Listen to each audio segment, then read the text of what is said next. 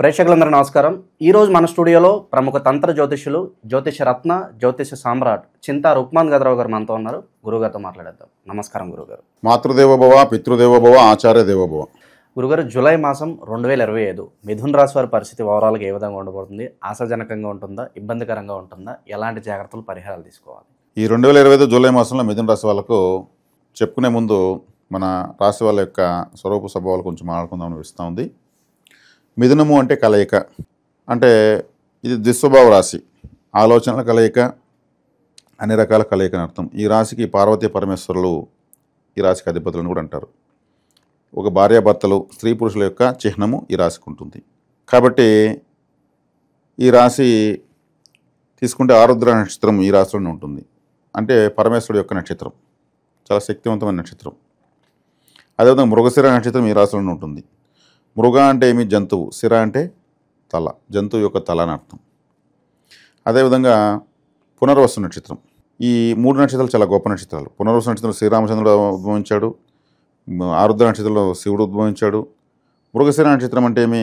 మృగశిర అంటే జంతువు యొక్క తల అని అర్థం. అంటే వినాయకుడు, ఆంజనేయ స్వామి, వరాహస్వామి, వరాహిమాత, హయగ్రీవుడు, ప్రత్యంగరాదేవి, సర్వేశ్వరుడు, అశ్విని దేవతలు, వీళ్ళంతా జంతువు యొక్క తలతో ఉన్నటువంటి దేవతలు. వీళ్ళంతా అంటే వాళ్ళు దీనిలో పుట్టినారా లేదా తర్వాత విషయం. మృగశిర నక్షత్రం జంతువు యొక్క తలతో ఉన్న దేవతలను ఆరాధిస్తే మంచిది అనేటువంటిది జ్యోతిషశాస్త్రం, తంత్ర జ్యోతిషంలో తెలుసుకున్నటువంటి ఒక పరిశోధన. చాలా ప్రత్యేకతలు ఉన్నాయి. ఈ మిథున రాశి వాళ్ళు హిజ్రాలకు కనిపిస్తే వాళ్ళకు గ్రీన్ కలర్ కట్షీప్ కానీ, గ్రీన్ కలర్ వాళ్ళు వేసుకుంటే పంజాబీ డ్రెస్ కానీ, గ్రీన్ కలర్ ఎక్కువగా డామినేట్ ఉండేటువంటి శారీస్ కానీ ఇవ్వడం మంచిది. అదేవిధంగా గ్రీన్ కలర్ అరటి పండ్లు కానీ, లేదా ఇంకేదైనా పండ్లు, గ్రీన్ యాపిల్ లాంటివి కానీ ఇవ్వడం మంచిది. మిథున రాశికి అధిపతి బుధుడు గ్రీన్ కలర్కి అధిపతి. కలయిక కాబట్టి స్త్రీ పురుష కలయిక అనేటువంటి రాశి కాబట్టి స్త్రీతత్వం పురుషత్వం కలిసినటువంటి వాళ్ళు జీవులు, ట్రాన్స్జెండర్స్ వాళ్ళకి ఇవ్వచ్చు. వాళ్ళు బ్లెస్సింగ్ కూడా చేస్తారు. వాళ్ళకి ఏదైనా ఇస్తే వాళ్ళు కానీ సంతోషపెడితే ఉండండి అని చెప్పి ఆశీర్వదించి నువ్వు బాగుండాలి, మీ ఫ్యామిలీ బాగుండాలి అన్నీ చెప్పి పంపిస్తారు వాళ్ళు. ఇక్కడ ఇంకొక జాగ్రత్త తీసుకోవాలి. ఇంతకుముందు మనం సింహరాశి వాళ్ళకి ఏం చెప్పాము? మీ జాతకం ఎవరికి ఇవ్వద్దండి, వాళ్ళ జాతకం మీరు తీసుకోండి, ఏమరిపోతారు. ఈ ట్రాన్స్జెండర్స్లో కూడా కొంతమంది మగవాళ్ళే నీట్గా షేవింగ్ గడ్డాలు తీసేసి, పంజాబీ డ్రెస్సులు వేసుకొని, మాస్క్ వేసేసి, చుక్కపిల్లలు పెట్టేసి, విగ్గులు వేసుకొని ట్రాఫిక్ సిగ్నల్స్లో హిజ్రాల్లాగా డబ్బులు తీసుకుంటున్నారు. కాబట్టి పరిశీలించి ఇవ్వడం మంచిది. అసలు హిజ్రా కాని వాడికి ఇస్తే పరిహారం ఏమవుతుంది? అసలు సముద్రంలో తేనె పోసినట్టు అవుతుంది. హిజ్రాలు అంటే వాళ్ళు ట్రాన్స్జెండర్స్ అంటే వాళ్ళు నడకే వేరు, లేడీస్ జెంట్స్ మిక్సింగ్ వాయిస్ ఉంటుంది, వాళ్ళు అడిగే విధానం చెయ్యి ఇలా అనడం వేరు, అంతా మనం గమనించాలి, చాలా ఇంపార్టెంట్. అలా పరిహారం బాగా అవుతుంది వాళ్ళకి ఇవ్వడం. అంటే ఇది లైఫ్ టైం పరిహారం చెప్పాలంటే. ఈ మిథున రాశి వాళ్ళు దుస్వభావ రాశి, అన్ని రకాల స్వభావాలు ఉంటాయి, స్థిరత్వం ఉండదు. అసలు వేరే వాళ్ళ సమస్యలు ఎత్తినేసుకున్న వీళ్ళకున్నంత వీళ్ళదే నెంబర్ 1. వేరే వాళ్ళ సమస్యలు ఈజీగా వీళ్ళు ఎత్తిన పడిపోతాయి, వీళ్ళు ట్రై చేయకుండా పడిపోతాయి, ట్రై చేస్తే ఇంకా ఎక్కువ పడిపోతాయి. అసలు వాటితోనే సగం జీవితం అనే విధంగా ఉంటుంది. ఎందుకంటే బోలా శంకరుడు నక్షత్రం ఆరుద్ర ఇందులోనే ఉంది. వేరే వాళ్ళ నక్షత్ర సమస్యలు నెత్తినేసుకోవడం, వాళ్ళ బాధ్యతలు తీసుకోవడం. ఈ నక్షత్రంలో రాజకీయ నాయకులు పుడితే కూడా ఎక్కువ వేరే వాళ్ళ కోసం ట్రై చేస్తుంటారు, వేరే వాళ్ళు బాగుండాలనే కోసం పథకాలు రిలీజ్ చేయడం ఏదో చేస్తుంటారు.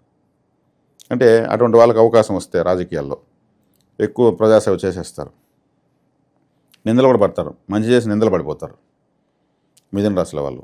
అంటే రాజకీయ నాయకులకు సంబంధం లేకపోయినా కానీ మిథున రాశి వాళ్ళు మంచికి వేసి చెడ్డ తెచ్చుకుంటారు.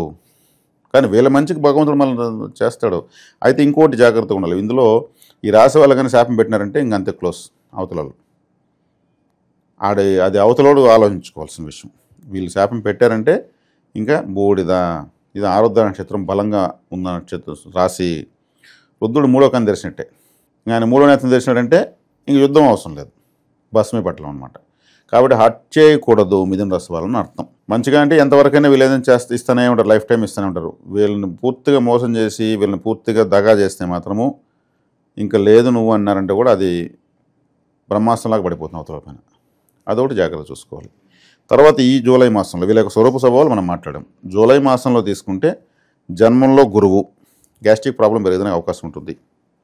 లివరు ఇట్లా వాటిని కొంచెం చెక్ చేసుకోవాలి. ఫ్యాటీ లివర్ కావడము ఇట్లాంటివన్నీ ఉంటాయి. ఇండైజేషను, మొహమాటము, ధన నష్టము ఇట్లా వచ్చే అవకాశం ఉంది. జన్మంలోకి రవి వచ్చాడు. జన్మలో వచ్చినప్పుడు వేడి ద్వారా ఒళ్ళు తగ్గిపోవడము, పితృ సంబంధికుల ద్వారా అంటే రక్త సంబంధికులు పాలోళ్ళు అంటారు, సర్నేమ్ ఉన్న వాళ్ళతో కేర్ఫుల్గా ఉండాలి. పాపగ్రహాలు రెండు ఈ రాశికి. అదేవిధంగా వ్యయంలో శుక్రుడు ఉన్నాడు, చాలా మంచిది, మంచి నిద్ర వస్తుంది. బెడ్రూమ్ అనేటువంటి ప్లేస్లో శుక్రుడు ఉన్నాడు. అక్కడ శుక్రుడు 12వ స్థానంలో యోగిస్తాడు. అందుకే మేషానికి 12 శుక్రుడు ఉచ్చస్థితి పొందుతాడు. సొంత రాశిలో ఉన్నాడు కాబట్టి బెడ్ కంఫర్ట్స్ బాగుంటాయి, భార్యతో అనుకూలత బాగుంటుంది. అదేవిధంగా ఇంకా వీళ్ళకు మంచి ముష్టాన్న భోజనం బాగుంటుంది. 3వ ఇంట్లో కుజకేతులు దిగ్బలాన్ని పొందారు. 3వ ఇంట్లో పాపగ్రహాలు ఉన్నాయి, అది బాగుంటుంది. 9లో రాహు ఉన్నాడు, తండ్రికి మంచిది కాదు. తండ్రికి హార్ట్ అటాక్ కానీ, బీపీ పెరిగిపోవడం కానీ, లేదా తండ్రికి నష్టాలు రావడం కానీ, ఏదైనా జరగడం కానీ ఉంటుంది. 9వ పితృస్థానంలో రాహు ఉండకూడదు, పితృకారకుడు జన్మలో ఉండకూడదు. ఇది కొంచెం చూసుకోవాలి. అంటే ఈ సమయంలో తండ్రికి అరిష్టం అని చెప్పచ్చు. అది ఏమైనా జరగచ్చు. ఆరోగ్యం మరి ఎక్కువ వయసు అయిపోయింటే ఏదైనా ఆరోగ్యం చనిపోవచ్చు. అంటే మరణశాస్త్రం చెప్పకూడదు, అది అర్థం చేసుకోవాలని చెప్తున్నాను అంతే. తర్వాత శనేశ్వరుడు 10వ ఇంట్లో ఉన్నాడు. ఈ రాశికి అష్టమాధిపతి దశమంలో ఉన్నప్పుడు ఏమవుతుందంటే వీళ్ళు ఆకస్మిక నిర్ణయాలు తీసుకుంటారు వృత్తిపరంగా. కర్మస్థానంలో శని కర్మకారకుడు ఉన్నాడు, అష్టమాధిపతి అయినాడు కాబట్టి అష్టమ స్థానంలో ఆకస్మిక స్థానం. ఆకస్మికంగా వృత్తిపరమైన నిర్ణయాలు ఆకస్మికంగా తీసుకుంటారు.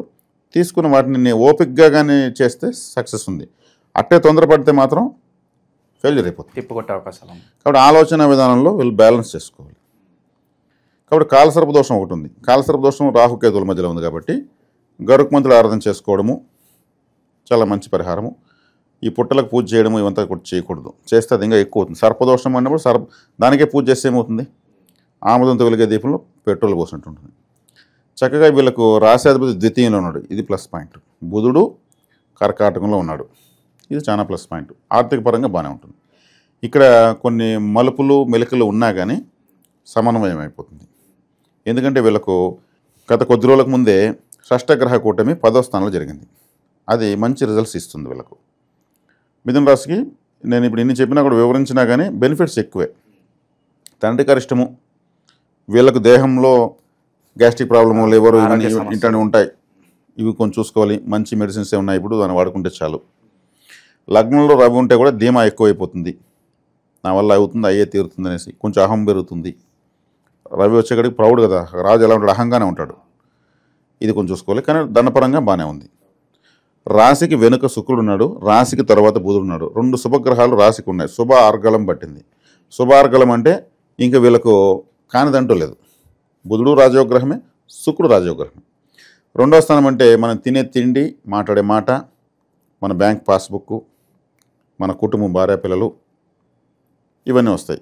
బుధుడు ఉన్నాడు, అన్నీ బాగానే ఉన్నాయి.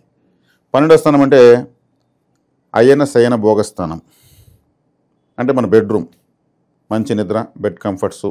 ఇప్పుడు పెళ్లి చేసుకుంటే కూడా కుటుంబ స్థానంలో రాసేది ఉన్నాడు, పెళ్లి ఈజీగా అవుతుంది, మంచి సంబంధం వస్తుంది వీళ్ళకు, మోసపోయే అవకాశాలు ఏం లేవు ఇక్కడ. లేదు.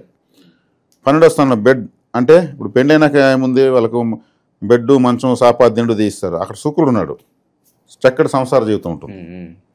అంటే స్త్రీ శయ్యా సౌఖ్యం బాగుందని అర్థం. కాబట్టి 2 గ్రహాలు ఎక్కడ ఉన్నాయి, రాశికి అటు ఇటు ఉన్నాయి. కాబట్టి ఎక్సలెంట్గా ఉంది. పితృపరమైన అరిష్టం జరుగుతుంది. ఏదైనా పాలలో ఎవరైనా చనిపోవచ్చు, పెద్దనాన్న, చిన్నాన్న, లేదా దూర బంధువులు, మన సరనేం వాళ్ళు అంటూ రావడం ఇట్ట ఉంటాయి. అవి కొంచెం మనం చేసేది ఏమి లేదు, అలా ఆయుష్ ఎవరికి తీరిపోతా ఉందని అర్థం. ఎక్కువగా ఇన్వెస్ట్మెంట్స్ ఎలాంటి వృత్తుల్లో పెడితే బాగుంటుంది, ఎలాంటి రంగాల్లో పెడితే బాగుంటుంది అంటారు? ఎలాంటి రంగాల్లో పెడితే బాగుంటుందంటే వీళ్ళు చేతి వృత్తుల వాళ్ళకి బాగుంది. చేతి వృత్తుల వాళ్ళు అంటే ఒక స్కూటర్ మెకానిక్ కానీ నుంచి పెద్ద ఇండస్ట్రీల వారు అంతా కూడా చేతి వృత్తుల వాళ్ళు. ఎందుకంటే శనేశ్వరుడు 10వ స్థానంలో ఉన్నాడు. శనేశ్వరుడు చేతి వృత్తులకు సంబంధించిన గ్రహం. అదేవిధంగా వీళ్ళకి దీనికి ఎందులో బాగుంటుందంటే మన దీంట్లో షేర్ మార్కెట్లో కూడా పెట్టచ్చు. బుధుడు ద్వితీయంలో ఉన్నాడు. డాక్యుమెంట్ అంటే ఇప్పుడు డాక్యుమెంట్స్ అన్నీ ఆన్లైన్ అయిపోతున్నాయి. ఇప్పుడు ఏ డాక్యుమెంట్ అయినా ఆఫ్లైన్ కన్నా ఆన్లైన్, ప్రతిరోజుకి ఆన్లైన్ అవుతుంది. దానికి సంబంధించిన గ్రహం భాగ్యంలో ఉంది రాహు. తండ్రి గరిష్టం కానీ ఈ ఇతరత్ర వ్యాపారాలకు రాహు యోగిస్తాడు. షేర్ మార్కెట్కి రాహు యోగిస్తాడు. షేర్ మార్కెట్ బుధుడు రాహు చంద్రుడు బాగుండాలి. ఇక్కడ బుధుడు బాగున్నాడు ద్వితీయంలో, రాహు 9లో ఉన్నాడు. ఇక చంద్రుడు వీళ్ళ మధ్య తిరుగుతూనే ఉంటాడు. కాబట్టి షేర్ మార్కెట్ అందులో తక్కువ మొత్తాలు పెట్టుకుంటూ, అది ఒక మైండ్ గేమ్, పెంచుకుంటూ నిదానం గ్రాడ్యువల్గా పెంచుకుంటూ వస్తే లాభాలు పెడతాయి. సో ఎక్కడ ఆపాలో తెలియాలి మెయిన్గా. అది దాంట్లో షేర్ మార్కెట్లో కింగ్ అనేవాడు ప్రపంచంలో లేరు.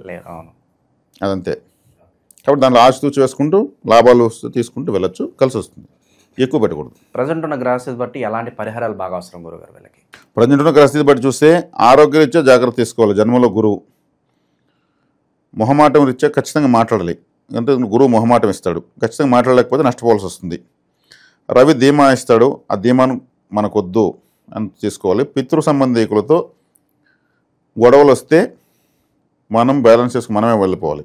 తర్వాత వీళ్ళు మృగశిర నక్షత్రం చెప్పాను కదా, మృగశిర నక్షత్రం వాళ్ళు ఆరుద్ర నక్షత్రం బలపరచుకోవాలి. మృగశిర నక్షత్రం ఆరుద్ర నక్షత్రం ఆరుద్ర నక్షత్రం అంటే ఏమి?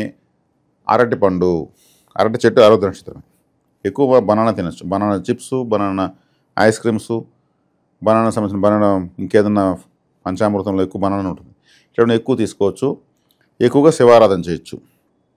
ఆరుద్ర నక్షత్రంలో పునర్వసం బలపరచుకోవాలి. పునర్వసం నక్షత్రం అంటే చెరుకు, షుగర్ కేన్, చెరుకు జ్యూస్, దాంతో వచ్చేటువంటి బెల్లము పొంగలి, బెల్లం పాయసం, బెల్లం కాఫీ, దాంట్లో వచ్చే చాక్లెట్స్ ఎక్కువ తీసుకోవచ్చు. శ్రీరాముడు ఆరాధన చేయొచ్చు. పుష్యమి, మన పునర్వస నక్షత్రం వాళ్ళు పుష్యమి నక్షత్రం బలపరచుకోవాలి. పుష్యమి నక్షత్రం అంటే సిద్ధ మండలము, మనకు శంబల నగరం అంటాం కదా హిమాలయాలు, అది పుష్యమి నక్షత్రమే. గురువులను ఆరాధించవచ్చు. గురువులందరూ ఉంటారు, ఒక పెద్ద ఫోటో ఉంటుంది హిమాలయ గురువులంతా కూడా, ఆ ఫోటో పెట్టుకోవచ్చు. వీళ్ళు దాన్ని చూసి నమస్కారం చేసుకొని పోతుండొచ్చు, బాగా కలిసి వస్తుంది. శ్రీ గురు ఆరాధన వీళ్ళు పునర్వస నక్షత్రం చేసుకోవచ్చు. అందుకే శ్రీరాముడు గురువును, విశ్వామిత్రుడిని, వశిష్ఠుని బాగా ఆరాధించాడు, గొప్పోడయ్యాడు. ఆయన పునర్వస నక్షత్రం. పుష్యమి నక్షత్రాన్ని బాగా ఆయన యాక్టివేట్ చేసుకున్నాడు. విశ్వామిత్రుడిని గురువుగా స్వీకరించాడు, వశిష్ఠుడు వాళ్ళ కులగురువు. కాబట్టి అదే మనం ఫాలో కావచ్చు, చక్కగా బాగుంటుంది. ఇంకా హిజ్రాలకు ఇవ్వడం అనేది ఓవరాల్ రాశిలో అన్ని నక్షత్రాలు చేయొచ్చు. సో ఓవరాల్గా ఈ రాశి వాళ్ళకి ఈ నెల ఏ విధంగా ఉండబోతుందో చాలా బాగా వివరించారు. ధన్యవాదాలు. ధన్యవాదాలు.